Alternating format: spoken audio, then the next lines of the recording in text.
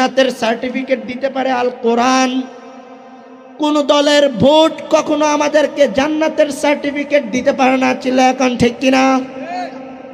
কোন দলকে ভোট দিলে জান্নাতে যাব তা সার্টিফিকেট দিতে পারে না, কিন্তু 30 পারা কোরআন আমাদেরকে সার্টিফিকেট দিয়েছে জান্নাতের, ঠিক কিনা?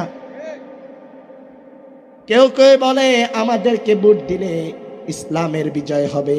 আমি বলি মিয়া সাহেব, ইসলামের বিজয় রাসূলুল্লাহ সাল্লাল্লাহু আলাইহি ওয়াসাল্লাম ১৫০০ বছর আগে ইসলামের বিজয় করে দিয়ে গিয়েছেন।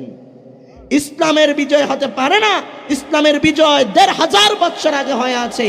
কিন্তু এটা বলা যেতে পারে আমাদেরকে ভোট দিলে ইসলামপন্থীদের বিজয় হবে, কিন্তু ইসলামের বিজয় ১৫০০ বছর আগেই হয়ে আছে। সুবহানাল্লাহ।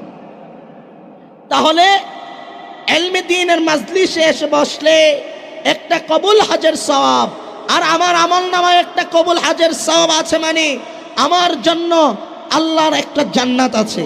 আর এই জান্নাতের সার্টিফিকেটটা দিয়েছেন কে? আল কোরআন। আল কোরআন আমাদেরকে জান্নাতের সার্টিফিকেট দিয়েছে। কোন দল কখনো আমাদেরকে জান্নাতের সার্টিফিকেট দিতে পারে?